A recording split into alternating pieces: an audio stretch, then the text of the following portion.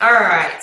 I actually like highlighted and stuff this time. I'm usually not that into it, but Shay told me I had to actually like talk and stuff. So I thought this was a really good chapter. Of course, I've thought that about most chapters. So does anybody have a particular takeaway or a thought on kind of how this goes with our vital behavior, anything like that? As you're reading through, did anything kind of stand out to you? Go ahead. I would say that in the very first paragraph, I immediately underlined, in general, the better the leader's actions, the better their people's. That just like was glaring. Like before I even started reading everything else, it was just a glaring, oh crap. Yeah. What did you think, Jen? Well, I thought it was be a product of the product, just leading by example, because pretty much that's what we're supposed to be doing. And then if they see us, doing our workouts, drinking our shakes, and doing our personal development, and just diving into it, then they'll see that this is for real. And that to me is like a good leader. You don't want to follow a leader who doesn't do what they're supposed to be saying we should be doing. So that's my thought. Yeah, I agree. And like when you were reading about the 3 different leaders in the beginning, it was quite obvious the last guy, Winters, he led by example, and that's why everybody followed him. They didn't follow what he was telling them to do, or no matter how much rah-rah he was doing, he had to get in the trenches, and that's what made them follow him. And so, have any of you seen or have an example of people following either what you do or another leader? Go ahead, Miss Tracy. So when as I read this and I was thinking about like the big picture and having vision, the progression to diamond and building a solid and stable business, I've learned so much in the last year. And even right down to, having an aha moment, I think it was maybe 6 weeks ago, where I had to lead a conversation with nutrition, and I was like, oh, now I get it. And like, you can hear somebody tell you 100 times, but until you actually do it, it's not going to click. And so I've, done a better job of getting people to stay on Shakeology and increase my volume. And then that puts me in a better position to feed the machine. And you can't teach somebody that unless you've done it and you've learned it and you can relate. And, I think about, I have a coach that came out of the closet yesterday. And, I had a chance to spend some time with her at the beginning of my vacation. And, I told her, I was like, it's hard. Like, I get it. And I think her hearing me say, it's hard. It's hard to hit post on those, vulnerable posts. I think she really thought it was easy. And knowing, how I related to her, she really reached out to me through the whole process. I don't think she would have been able to do what she did if I hadn't really let her know, I know how you feel. And I wouldn't have known how she felt if I weren't doing it myself. Right? And so the more we do and lead, the more we're able to lead our people, because we are, we get it. It clicks. Does that make sense? Yeah. And that's what, she's going to have to watch you do vulnerable posts and see that you are willing to do what you're telling her to step out of her comfort zone and do, and like I say, it does help for them to know, yes, this is not something I'm comfortable with. This isn't, it didn't come second nature to me in the beginning. I had to struggle, and, now it kind of is second nature because it's kind of what we do. But, everybody starts somewhere and feels that same scared at the beginning. So yeah, I think that's very important. Now, obviously, when it started talking about the mission provides purpose, which is the why, and the vision provides a picture, which is the what, and the strategy provides a plan, which is the how. And many of you, like as far as leading your team, did that strike a chord with anybody as far as what you need to be doing to show them, to me, like, to show them the vision is one thing, and that's even hard to do sometimes, to help them to see it, because sometimes we're still trying to see it ourselves. And so, it takes this really big, deep down belief. And I know a lot of coaches, especially like in the Goal Crushers group and some of the groups like that, say, well, I haven't had success yet, so I don't know what to say, or I can't speak about it. And so I feel like on that end, our part is to show them how success is possible, and that's what's going to happen, and that they have to believe it to make it happen, and that we believe it, obviously.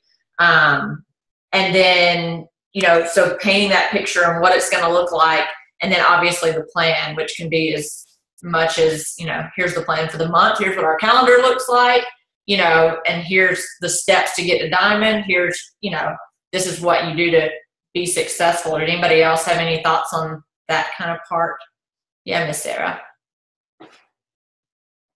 So I shared with you were late. I went to read this at 7 and I fell asleep when my alarm went off for the 8 o'clock call. So I apologize, but I was going to tell you guys that this business, I learned over the weekend, the more people I talk to, this business is different for everyone.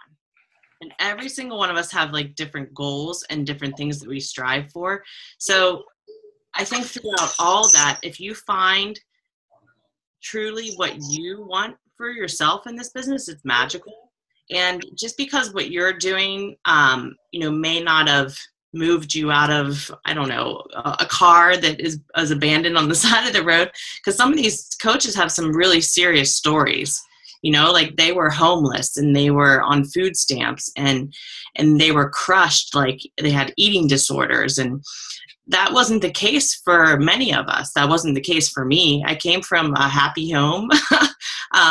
It's crazy how, for me, it's a lot of the income. So paying off, debt and things like that, just so that I can live. Money has always been, and my sister and I talk about this a lot too, because even with I think it's part of our past for a very long time. We've come from a family of hard blue collar workers. My dad owns a construction company and he still busts his butt like every day. And he'll even say to me, you want something, you work hard for it. And that's the mindset that we've always been in. And I think that sometimes that can, when you think about that, you can work, but not get the results that you're really after. So it can be so different for everyone. Some people just really want to make friends and they come into this business and that makes them happy. So I think it's different for everybody, but you need to really tap into what pertains to you, and then you'll attract those people to your business as well. Yeah, I agree. That's, that was part of what I saw too, was, talking about sharing your vision and, that you also have to live the vision, but it also it talked about, even being uncertain, and that it's okay for us to have doubts or have uncertainties and to share that.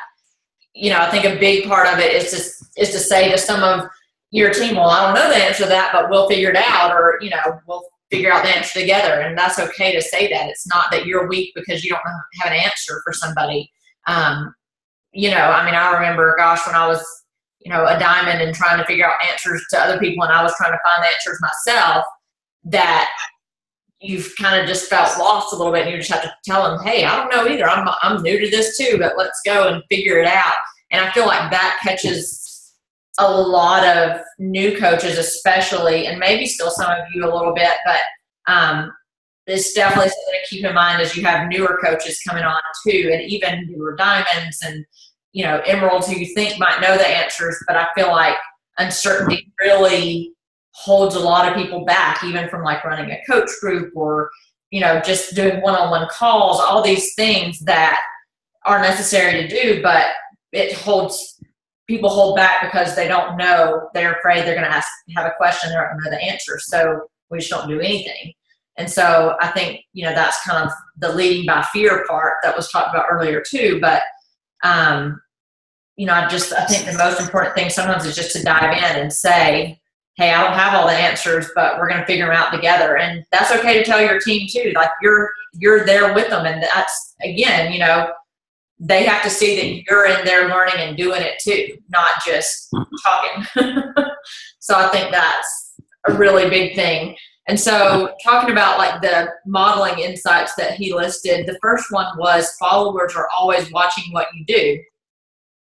And so like Shanna said, I think that, and Jen, product of the product, to me, that's what that is product of the product. There, that goes back to even challengers, not even necessarily coaches, but people who are following you and following what you're doing. If you're not drinking Shakeology every day, if you're not doing the workouts every day, why would anybody else? Why would they care? Why would they follow you when you're that inconsistent with it, And that's not saying we have to be perfect. Obviously, I had pizza last night. I posted that this morning. So, but it's part of life and our journey, but you also have to be doing those things every day.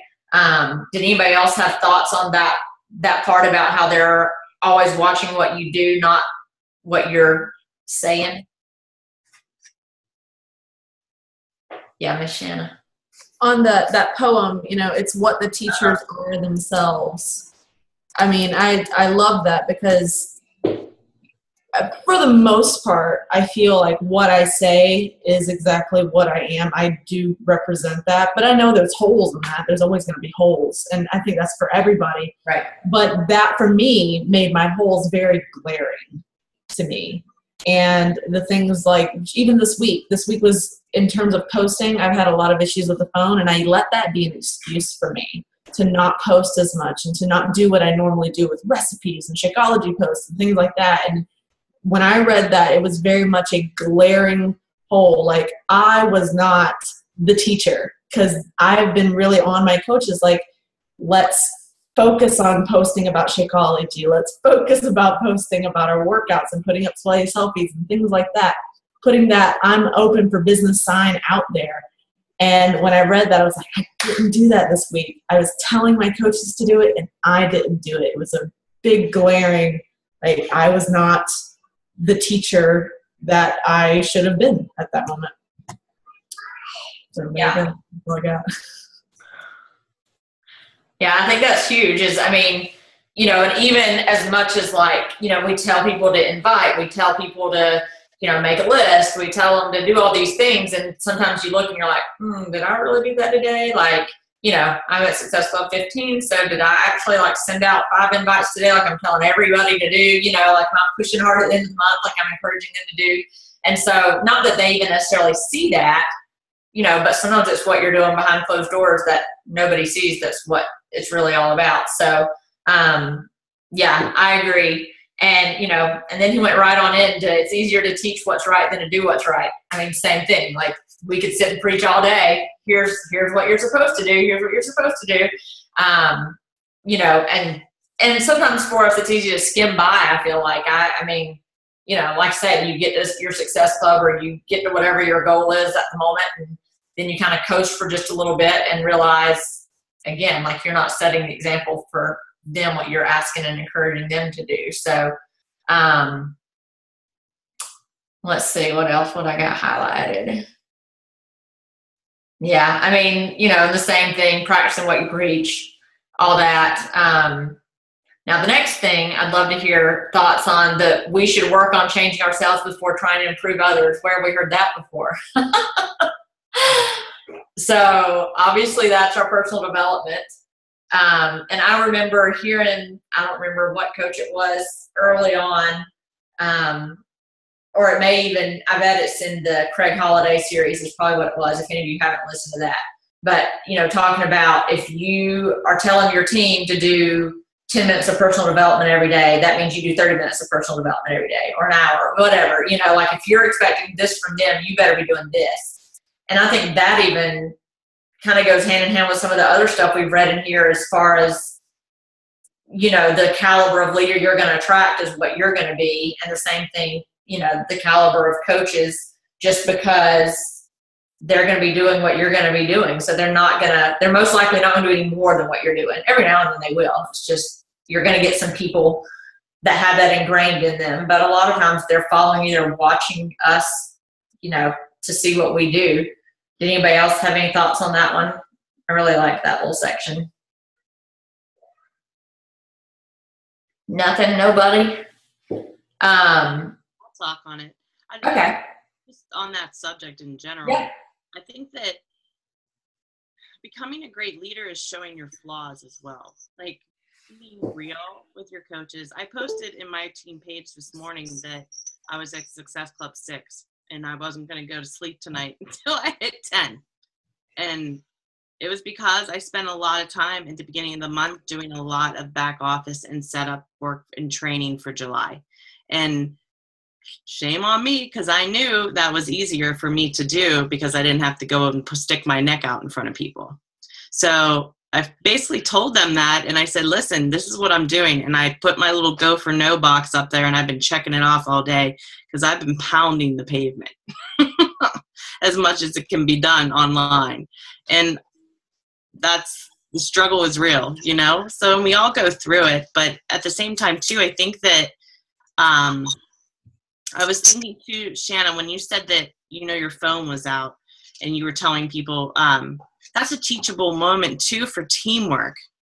Like, hey guys, like my phone's not working. I need your help. Like, tag me in your Shakeology photos, or, you know, like, let's team rally behind each other. So there's a lot of times too, your failures can turn into triumphs in a sense. And, you know, webinars, things like that, those are fearful for me because I hate talking to a computer screen to a bunch of people I don't know. And Zoom's a little bit better, but the webinars, when I can't see people's faces, it drives me crazy.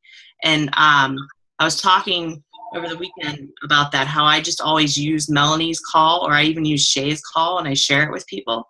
And I need to stop doing that because I'm going to fall on my face probably 10 times before I get it right. But eventually it's going to be really good.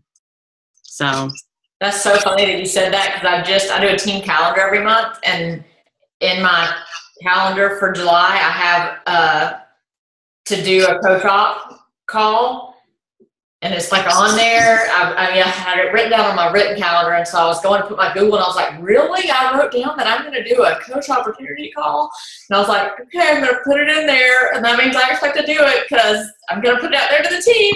So it's kind of like, all right. So, but yeah, I mean, I feel the same way. I use Shays all the time. So, this is really good. And you don't feel that pressure, because I even think that hers is better than Mel. And I actually said that in front of both of them this morning, so I can say that publicly. But I just said there's different things that Shay relates to more people, where Melanie's really good about sharing her story. right. And how I want to pull from both. And I even made my slides. I've done one webinar. And I said, I need to just bite the bullet and start doing this, because I'm relying too much on them to kind of take my baggage. Yeah. Well, I thought about using the back office slides. Have you looked at those? Mm-hmm. Yeah. So anyway, not to get off on a tangent, but that also, in this section, they commented about, or he mentioned, about leading up, across, and down.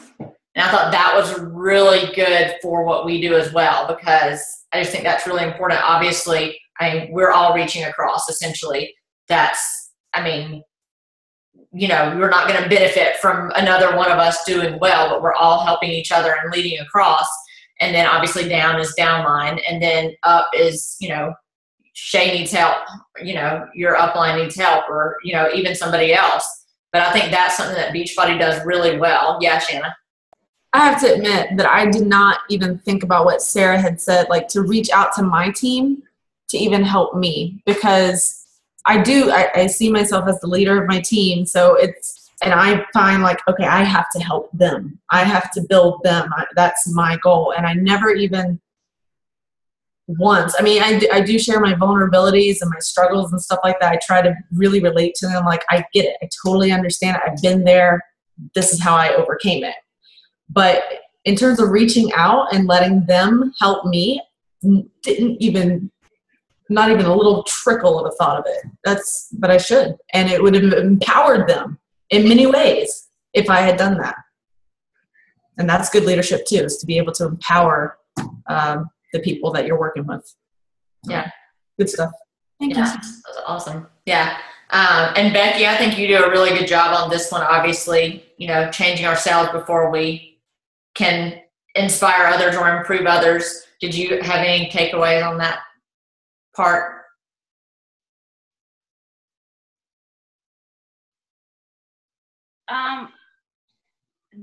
That part for me, I think that I try to, with as far as my coaches go, the first thing I always hear is I have to, again, work on myself, and I'm not ready to reach out to somebody before I work on myself. And I don't believe that, because I think that you can take people with you as you work on yourself. But I get that so much. And I think that sometimes it helps to have those people along as you grow and as they watch you grow and you grow together. I think it forms a really strong bond with your team. And I don't know, I think that it in the long run, it makes for a really tight-knit group of people. So, I mean, personal development is something I always hit hard with. Even with my challengers now, like one-on-one talking to them about what they're writing in their journals, or just, write down your nutrition and write down why you eat at night, write down why you have, like, where your insecurities or your anxiety comes from. So, I think that I've been doing a lot of that with my challengers too, not just my coaches. I think I've kind of turned it into something that I think everybody needs. I agree. Yeah. Awesome. And then again, he goes back to, the leading by example, and how much what leaders do is based on what leaders they've followed and what they've seen other leaders do. So I thought that was really interesting. When you what now? I met with one of my coaches today for a while, and she completely, her business center is still active and she still has a couple coaches left, but she's completely fallen off. And to the point to where I can only do so much to help somebody, and I can only reach out so much. It's, you kind of bless and release. So I met with her today, and I think she came to me. So we sat down, and I think part of any kind of leadership is you taking ownership for the fact that you fell off the wagon, and that doesn't mean it's over. It just means you have to rebuild, and that you have to show that you are in this, and that it's okay. But it's okay when that happens. I think you just have to show ownership of it. So anyway, I just want to share that, sharing ownership of the fact that it's okay to make mistakes. It's okay to fall off the wagon. And it doesn't mean it's the end of all, because I think that sometimes people think that, well, I've got one flat tire, let me just flatten all four, I'm screwed. And that's not the case. The case is you have to pick yourself back up and rebuild. Yeah. Absolutely. Did any of y'all have anything written for any of these questions? I didn't have anything written, but there was something that that really stood out to me, was the whole 85% became leaders due to the influence of another leader. Yeah. It made me think about, when I have my challengers, my intention is to find coaches within the challenge, and I'm putting feelers out there and putting certain posts out there, and I'm really looking to groom people into becoming coaches. But when they become a coach, I'm grooming them to become a coach, but I should be grooming them to become leaders as well. If you want for your personal business, you want builders, right? And that's a leader. A builder is a leader. That's what they are, because they have to go out, find people, and put those messages out like, come follow me. Well, only leaders are going to do that. Only people who feel like they can do that and want to do that. So it made me think, wow, I should really be taking a different stance and going in with the intention of grooming and building leaders by being the leader, but also, with those intensive and with those certain kinds of posts and certain, strategies to do that. Because I didn't know that. I mean, the whole percentages, that was kind of an eye opener for me. I don't know who when they did the poll or whatever, but I thought that was crazy. The gap, 85% due to the influence of another leader. That's huge. That's huge. If you do it right, I mean, imagine what your team does. So. Yeah, absolutely. Jamie, did you have any takeaways? Trying to unmute myself. No, I can't find my notes, but basically from listening to everybody, it's really piggybacking on what everybody's saying. I'm on exact same page. I had a huge aha awakening, kind of slap in the face. June was kind of weird for me. I had a lot of personal things going on. My posting was off. Everything was just off, right? And I had this aha moment today. I have one of my challengers. She's not even a coach. She's a challenger.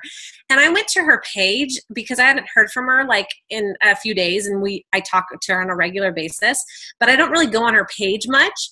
And I went on her page, and her page is full of like fitness ideas, tips, tricks, recipes, all this stuff that I'm supposed to be posting about that I have not been posting about because I've been distracted.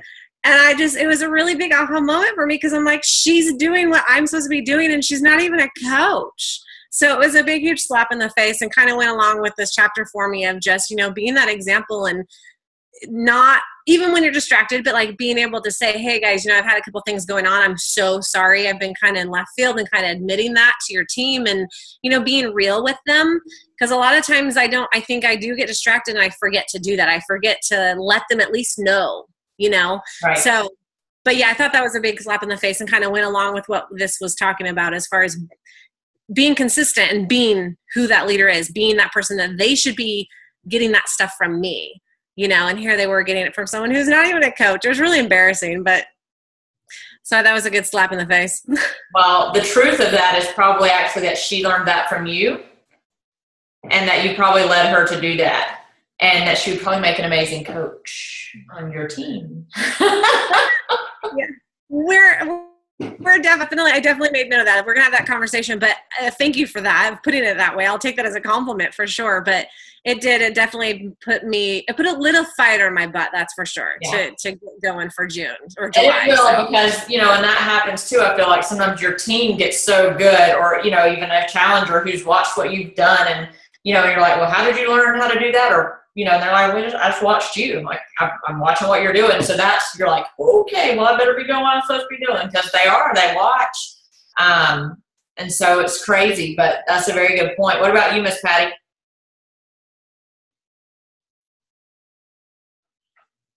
I can unmute you. Okay, there you go.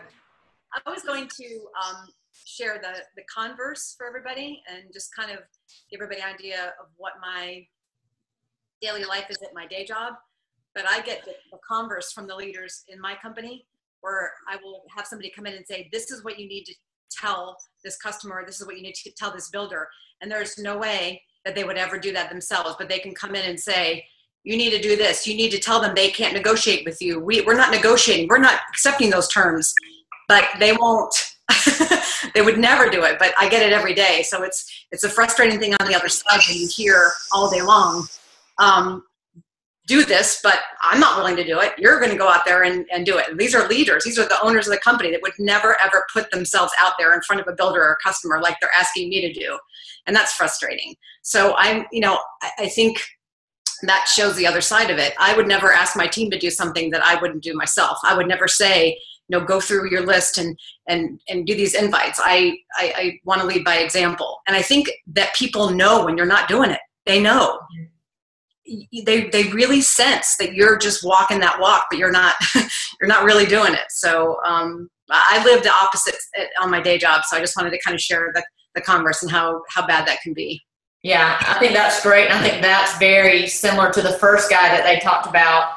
I don't remember his name now, but in this chapter, Sobel, that's how you pronounce it, and how he, made them all get in shape and do all these things, but he wasn't doing it himself.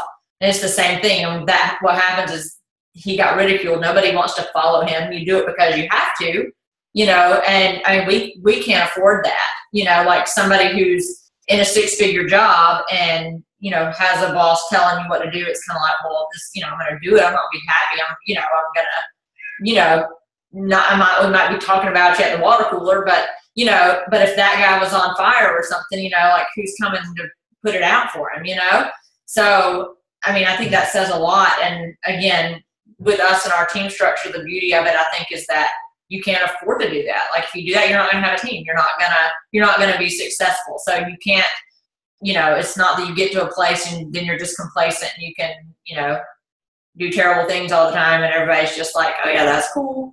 I just feel like that you have to live what you say you are, or it's going to bite you at some point. So, absolutely. That's a very good point for sure. Anybody else have anything? No? Well, I thought this definitely related with, building a team, but also, I mean, literally just going back to the vital behaviors like everything does.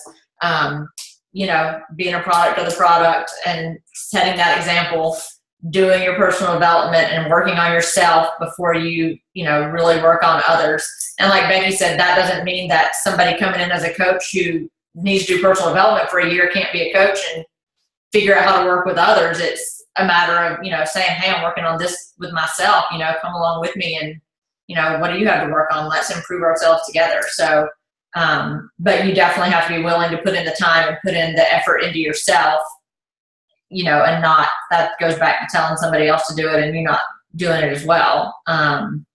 So anyway, I thought this was a really good chapter, but glad y'all had some takeaways from it. Anybody else? Any other questions or comments or takeaways? No? Awesome. Well, all right, guys. Well, that's it for tonight. So we will see y'all next week. Bye, ladies.